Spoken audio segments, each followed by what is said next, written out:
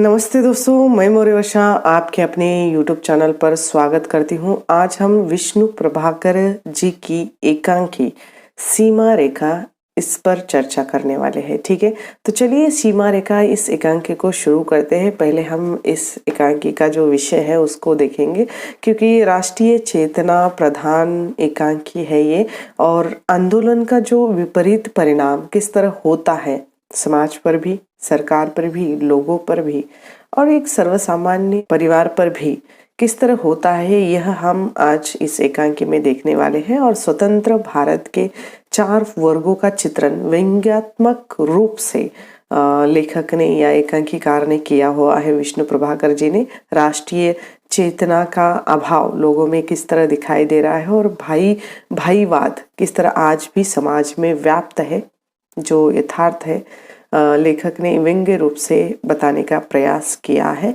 पहले हम इस एकांकी के जो प्रमुख पात्र है उसको देखेंगे। प्रमुख पात्रों में लक्ष्मीचंद जो व्यापारी वर्ग का प्रतिनिधित्व करते हैं, जिनकी आयु है 55 वर्ष। शरद चंद्र जो उपमंत्री है और इनकी आयु है 52 वर्ष। सुभाष जो जननेता है, इनकी आयु है 42 वर्ष। जननेता मतलब एक जन की नेता का या समाज का प्रतिनिधित्व करते हैं। कैप्टन विजय जो पुलिस प्रशासन यंत्रणा का प्रतिनिधित्व करते हैं, जो पुलिस कप्तान है और इनकी आयु है 48 वर्ष। अन्नपूर्णा जो शरद चंद्र की पत्नी है। तारा अरविंद की माँ है। सविता जो सुभाष चंद्र की पत्नी है, आयु है 35 वर्ष। और उमा जो विजय की पत्नी है, इनकी आयु है 42 वर्ष। और अरविंद जो 10 साल का छोटा सा बेटा है, जो लक्ष्मीचंद का बेटा है। ठीक है, अब हम इस एकांकी का परिचय देखेंगे और एकांकी देखने के बाद फिर इस पर चर्चा करेंगे कि एकांकी में क्या आया है। ठीक है, एकांकी की शुरुआत उपमंत्री दूसरे भाई जो शरद चंद्र के ड्राइंग रूम से होती है और उसकी संपूर्ण घर का जो छोटा छोटा वर्णन या उसकी सजावट हो या वहाँ के चलचित्र हो या किताबें हो या किन किन चीज़ों को वहाँ रखा गया है, इसका बहुत ही बारीकी से वर्णन हमें इस एकांकी में मिलता है। और शरद चंद्र बहुत परेशान है क्योंकि उसके शहर में जो आंदोलन ने रौद्र रूप धारण कर लिया है और जिसमें बैंक लूटी गई है, गोलियां चलाई गई है और उस आंदोलन की जानकारी अब इनको मिलती है। शरद चंद्र की जो पत्नी है अन्नपूर्णा घबराई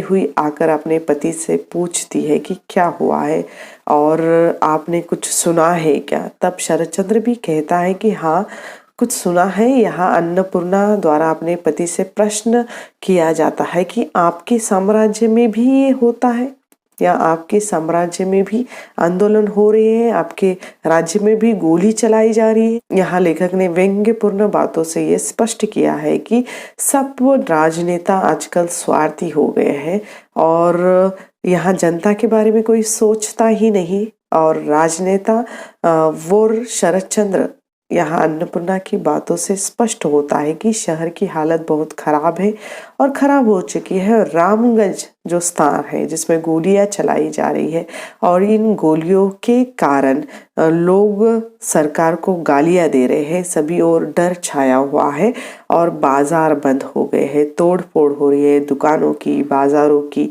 और शरद चंद्र कहते हैं कि सरकार को हमेशा गालियां ही मिलती है, क्योंकि वो काम ही ऐसा करते हैं। सरकार होता ही ऐसा है कि लोगों के हित की बातें नहीं करता, खुद की हित की बातें कर रहा है और इसीलिए सरकार को गालियां मिलती है। बैंक लूटे तो भी गालियां, बैंक न लूटे तो भी गालियां, यानी दोनों तरफ से सरकार को गालियां मिलने ही वाली है। असल में ये जो झगड़ा है या ये जो आंदोलन हो रहा है वो किन कारण हो रहा है कि वह विद्यार्थी और बस वालों के बीच में हुआ था छोटा सा झगड़ा, लेकिन वह सबके सामने हुआ था, ऐसा अन्नपूर्णा का कहना है। लेकिन विद्यार्थी तो विद्यार्थी होते हैं, उसके पीछे कोई उनके मन में छल प्रपंच नहीं होता। शरद चंद्र ये भी कहते कि विद्यार्थी जो कानून की चिंता नहीं करते और लोग पागल हो जाते हैं, कानून अपने हाथ में ले लेते हैं, गोली चलाई, इसके पीछे भी बहुत सारे कारण हैं। और ये कारण क्या है, इस पर भी चर्चा होती है। पुलिस पर पत्थर फेंके होंगे या बैंक पर धावा बोल दिया होगा या अनकंट्रोल जो होने वाली स्थिति पैदा हो गई होगी, इस कारण पुलिस लोगों ने गोलियां चला दी थी सामान्य वर्ग पर। अगर भीड़ ने पत्थर फेंके नहीं होते या उन्होंने फेंके होंगे, इसी कारण ये गोलियां चलाई होंगी। पत्थर के बदले गोली चलाना, ये क्या, यह कौन सा कानून है, ये कौन सा अधिकार है और गोली कैसे चला दी, ऐसा प्रश्न यहाँ सविता करती है। पुलिस को गोली जनता की रक्षा के लिए दी जाती है, न कि उन पर गोलियां चलाने के लिए या उनकी हत्या करने के लिए, न कि आत्मरक्षा के लिए। ठीक है, तब लक्ष्मीचंद का कहना है कि जो व्यापारी है और सबसे बड़े भाई है और उनका प्रवेश वहां मंच पर हो जाता है एकांकी में, और लक्ष्मीचंद और शरतचंद्र सविता की बातों से नाराज होते हैं क्योंकि उनको लगता है कि उनके अनुसार गोली चलाना सही था, क्योंकि लोग जो है आंदोलन करने वाले वो अनकंट्रोल हो गए थे। अन्यथा भीड़ बेकाबू हो जाती और बाजार लूट जाता और चारों ओर लूटमार हो जाती, जिसका नुकसान किसको होने वाला है, लक्ष्मीचंद को या व्यापारी वर्गों को। शासन की जड़ें हिल जाती और सविता इनकी बातों का अपने हिसाब से अपने तर्कों के आधार पर उत्तर देती है, और शासन का नुकसान हो या न हो, पर व्यापारी वर्ग का नुकसान जरूर होने वाला था। इस कारण ये लोग उनकी या गोली चलाने वाले लोगों का जो मत है या गोली चलाने वाले लोगों का सही मत है या सही किया उन्होंने, ऐसा इन्होंने कहा है। इनकी रक्षा करना सरकार का दायित्व बनता है और इनके कथनानुसार व्यापार भी सरकार की प्रजा है और इस कारण इनकी रक्षा करना ही सरकार का दायित्व है। अर्थात सरकार, पुलिस जो है इनकी रक्षा करने के लिए ही बनी है, न कि जनता की रक्षा के लिए, ऐसा लक्ष्मीचंद का मानना है। लेकिन अन्नपूर्णा इन बातों में मध्यस्थी करती है और सविता को समझाते कि भीड़ सबका नुकसान कर सकती थी, इस कारण भीड़ को हटाने के लिए गोलियां चलाई होगी।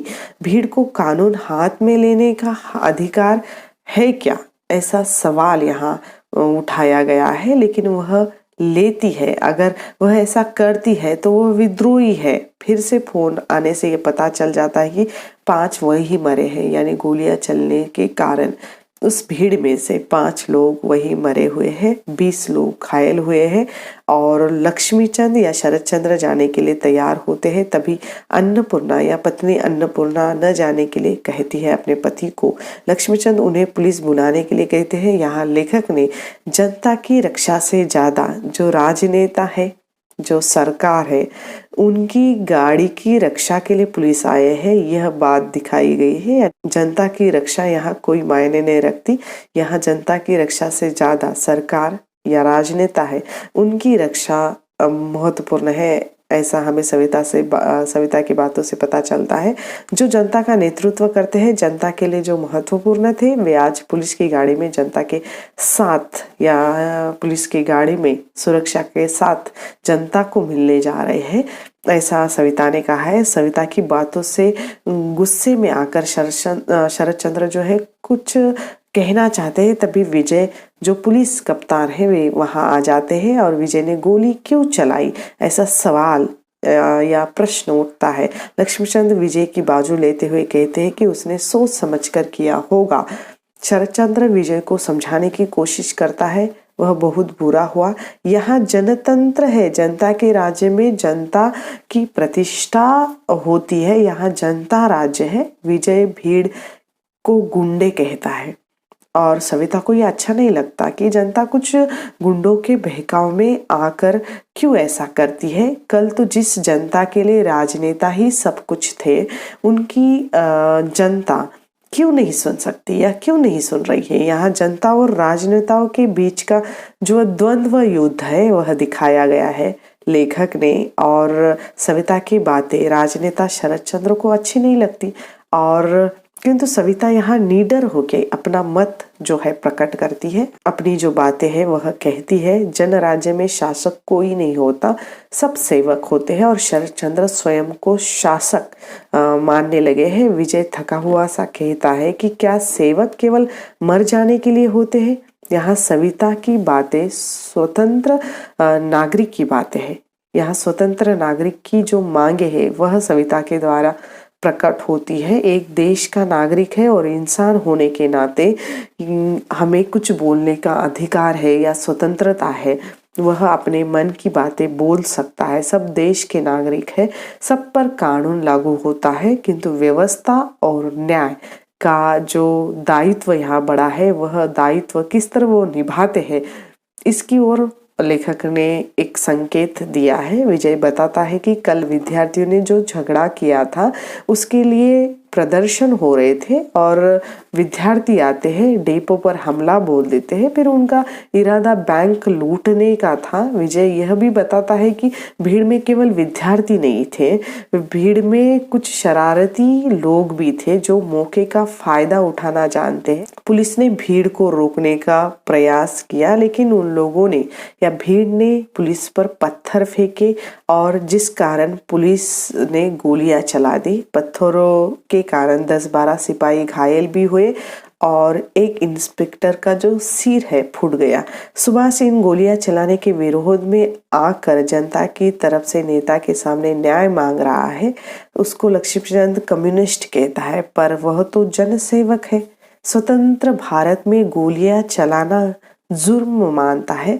बाहर शोर बढ़ रहा है, जनता को रोकना प्रशासन और पुलिस का काम होता है, लेकिन उन पर गोलियां चलाना यह अपराध समझा जाता है, ऐसा सुभाष को लगता है। लेकिन लक्ष्मीचंद हो, विजय हो, इनको ये नहीं लगता। सुभाष कहता है कि जनता की रक्षा करते करते अगर प्राण भी चले जाए या प्राण भी देने की नौबत आई तो वह उसके लिए पीछे नहीं हटना चाहिए, क्योंकि हमें देने का अधिकार है, लेने का नहीं। सुभाष की इन बातों से शरद चंद्र का जो कोरा आदर्शवाद है वह बह जाता है। सुभाष जनता से प्रतिज्ञा करके आया है कि वह आज शाम तक जिन लोगों ने गोलियां चलाई है उनको उनके सामने लाकर छोड़ेगा, पुलिस को सामने लाकर छोड़ेगा। घर में यह बात सुनकर सब हैरान हो जाते हैं। अपने ही भाई के खिलाफ अपना ही सगा भाई खड़ा हो रहा है और जो अपनों का ही दुश्मन बैठा हुआ है। और सुभाष जनता और देश के सामने अपने पराये का भेद करना नहीं जानता। गोली चलाए हुए अधिकारों की या अधिकारियों की जांच होनी चाहिए और तब तक गोलियां चलाने वाले जो संबंधित अधिकारी हैं उनको बरतरफ करने की मांग भी वह करता है और आज उनसे दूर भाग रहे हैं, ऐसा वह शरद चंद्र को कहता है कि जनता ने अपने आप को या जनता ने सुभाष के द्वारा ये बताने का प्रयास किया है कि शरद चंद्र को क्यों चुन कर दिया है, उसको ये गद्दी क्यों सौंपी है। अगर सौंपी है तो उसका भी कुछ दायित्व बनता है और आज उनसे दूर भाग रहे हैं ये लोग। सुभाष के अनुसार जो जनता अभी भी संयत में है, नहीं तो सही सलामत कप्तान विजय यहाँ बैठे नहीं होते। अगर जनता संयत में नहीं होती तो जनता संयत में इसी कारण है क्योंकि उन्होंने अभी तक अपना जो असली रूप है दिखाया नहीं है। सुभाष अपने बड़े भाई लक्ष्मीचंद के नाते नहीं, एक राजनेता के सामने या राजनेता के सामने आकर जनता के द्वारा प्रतिनिधित्व करते हुए जनता को न्याय देने का जो न्याय देने की मांग वह कर रहा है और लक्ष्मीचंद को बोलने नहीं देता। उनको ये कहकर चुप करवा देता है कि आप व्यापारी है, आपका सिद्धांत ही आपका स्वार्थ है। और लक्ष्मीचंद बीच में बोलता नहीं। शरद चंद्र के सामने ये बातें हो रही है। लक्ष्मीचंद का कहना है कि उनके कमाए गए पैसों से ये लोग राजनीति या नेतागिरी करते हैं। सुभाष राजनेता शरद चंद्र को जवाब मांग रहे हैं। राजनेता का कहना है कि जनता राज्य में है, सड़कों पर प्रदर्शन होने चाहिए और भीड़ को कानून में हाथ लेनी चाहिए। सुभाष का कहना यह भी है कि जब तक सरकार और उसके अधिकारी ठीक से आचरण नहीं करेंगे तब तक जनता ऐसे ही आंदोलन करते रहेगी, ऐसे ही भीड़ बनाती रहेगी। उसे ये अधिकार है। अपने भाई को सुभाष कहता है कि नौकरशाही और शासन की इस भूख को या भूख ने अपने आप को या आपको जनता से दूर कर दिया है। सुभाष अपने साथ जनता के सामने राजनेता को लेकर जाना चाहता है या जनता को जिस राजनेता की जरूरत है अभी, उस राजनेता को उनके सामने लेकर जाकर खड़ा करना चाहता है। बाहर शोर और भी बढ़ रहा है। तारा चिल्लाते हुए घर में प्रवेश करती है और विजय को कोसने लगती है, जिसने अरविंद पर गोली चलाई थी। सविता सच्चाई बता देती है कि अरविंद विजय की गोली का शिकार हो गया है। जब ये बात सुनते हैं तो घर के या परिवार के सब लोग हक्के बक्के रह जाते हैं। लक्ष्मी चंद जो अरविंद के पिता है वह सोफे पर गिर जाते हैं। जब अभी तक लक्ष्मी चंद को लग रहा था कि इस विजय ने बहुत अच्छा काम किया है गोलियां चलाकर, जब बेटे की खबर सुनते हैं तो उन्हें जो विजय पर बहुत गुस्सा आता है। दोनों हाथों से मुंह ढक लेते हैं। अन्नपूर्णा तारा को संभालती है जो अरविंद की माँ है। टोलीगंज में भीड़ बेकाबू होने का वर्णन है। मैं दंगा नहीं करूंगा, मैं बाजार जा रहा हूँ, ऐसा कहकर अरविंद अपनी माँ से बाहर गया था। लक्ष्मीचंद अपने बेटे की हत्या के कारण गुस्से में प्रशासन और पुलिस को दोष देने लगते हैं और यहाँ लक्ष्मीचंद अपने बेटे की हत्या को सही नहीं पा रहे, वो रो रहे हैं। लेखक कहना चाहते हैं कि हर कोई ताकत का अंधा होता है। यहाँ ताकत का अंधापन राजनेता या व्यापारी वर्ग का किस तरह होता है यह दिखाने का प्रयास हुआ है। हालांकि विजय ने गोली जानबूझकर नहीं चलाई थी। तारा को बेटे के सदमे के कारण दौरा पड़ता है और शरद चंद्र को मंत्रिमंडल के बैठक का जो फोन आया हुआ है वे जाने के लिए निकल रहे हैं। सुभाष जो अपने भाई को जनता के सामने लेकर जाना चाहता है। जनता उत्तेजित हो गई है, विद्यार्थी पीछे रह जाते हैं और समाजद्रोही जो कंटक लोग हैं, समाज कंटक लोग जो है भीड़ में है और वो मौके का फायदा उठाकर सामने आ जाते हैं। और विजय ने अब गोली चलाने से इनकार कर दिया है, उसे पश्चाताप होने लगता है। वह भीड़ के सामने आकर खड़ा होकर इंसाफ मांग रहा है या माफी मांग रहा है और अरविंद की मौत का जिम्मेवार खुद को कहते हुए वह भीड़ के सामने जाता है। घर में लक्ष्मीचंद अपने बेटे की हत्या के कारण विजय और सभी भाइयों को दोषी ठहरा रहा है। उनके अनुसार पैसों की जब जरूरत पड़ती है तब इस व्यापारी भाई के पास सब लोग आते हैं और जब निभाने की बारी आई तो इन लोगों ने इनके ही बेटे पर गोलियां चला दी। माता पिता बेटे के गम में जैसे पागल हो गए हैं और सविता सुभाष के साथ बाहर गई थी, किंतु भीड़ ने सविता को आगे बढ़ने नहीं दिया और जो सुभाष है और विजय है वह भीड़ में चले जाते हैं। ठीक है, सविता फोन आने के बाद घबराकर बाहर तुरंत चली जाती है और शरद चंद्र जो बाहर चले जाते हैं, जब वापस आते हैं तो वे भी घायल है, उनका एक हाथ बंधा हुआ है। भीड़ ने विजय को मार डाला है और सुभाष विजय को बचाने की कोशिश कर रहा था तो इस कारण वो भी कुचला गया है। दोनों की खबर ने जैसे घर में एक तरह से मातम फैल जाता है और शरद चंद्र अपने लोगों को रोने नहीं देते। उनके अनुसार उन्होंने जनता और शासन के लिए अपना बलिदान दिया है। नगर अब बिल्कुल शांत हो चुका है क्योंकि इस आंदोलन का विपरीत परिणाम ये हो गया कि इसमें 2-2, 4-4, 5-5 लोगों की हत्या हुई है और एक ही परिवार के 3 लोगों की मौत इसमें हो जाती है। सब और इन बलिदानों की चर्चा हो रही है, विजय की और सुभाष की। तीनों की जो लाशें हैं घर में लाई जाती है। किसकी? अरविंद, सुभाष और विजय की। सविता का चेहरा कठोर है। शरद चंद्र प्रबंध में लगे हैं। जो संस्कार है इनकी हत्या होने के बाद अंत विधि की जो प्रबंध होता है वह यहाँ पर शरद चंद्र के द्वारा किया जा रहा है और उमा, तारा, अन्नपूर्णा रो रही है। अन्नपूर्णा कहती है कि मेरे घर की क्षति है और शरद चंद्र कहता है कि यह सुभाष जनता की और विजय जो सरकार की क्षति है, किंतु सविता कहती कि यह पूरे देश की क्षति है क्योंकि देश हमसे और हम देश से अलग थोड़ी है और जनतंत्र में सरकार और जनता में कोई विभाजन परक सीमा रेखा नहीं होनी चाहिए और नहीं होती है। अंत में जो पर्दा गिरता है यह एकांकी यहाँ पर समाप्त होती है, लेकिन जिसके द्वारा हमें लेखक ने बताने का प्रयास किया है कि आंदोलन के कारण कितना नुकसान होता है। स्वार्थपूर्ण आंदोलन का भयावह रूप हम इस एकांकी के माध्यम से देखते हैं और दिखाया गया है कि लेखक ने जनता के साथ सारे देश का नुकसान यहाँ पर दिखाई देता है, ना कि शरद चंद्र के परिवार का, ना ही यहाँ पर 3 लोग यहाँ गए हैं उनके परिवार का फिर भी यहाँ पर पूरे जनता का और सरकार का या पूरे देश का नुकसान हुआ है। स्वतंत्र देश के लिए ये बहुत ही खतरनाक है, क्योंकि स्वतंत्र देश में आंदोलन तब तक होते रहेंगे जब तक जो सरकार चुन कर आती है वह अपना आचरण अच्छा नहीं करती तब तक। ठीक है, जिसकी अपनी अपनी सीमा रेखा है, सरकार की अपनी सीमा रेखा और व्यापारी वर्ग की अपनी सीमा रेखा, जो प्रशासन यंत्रणा है, पुलिस है, उनकी अपनी सीमा रेखा और जनता की भी कुछ सीमा रेखा अपनी अपनी होनी चाहिए। और अगर सीमा रेखा नहीं होती तो इसका विपरीत परिणाम जनता को, सरकार को या पुलिस यंत्रणा को देखना पड़ सकता है। ठीक है, तो यहाँ पर ये एकांकी समाप्त हो जाती है। आप लोगों को ये एकांकी कैसे लगी मुझे कमेंट करके ज़रूर बताइएगा।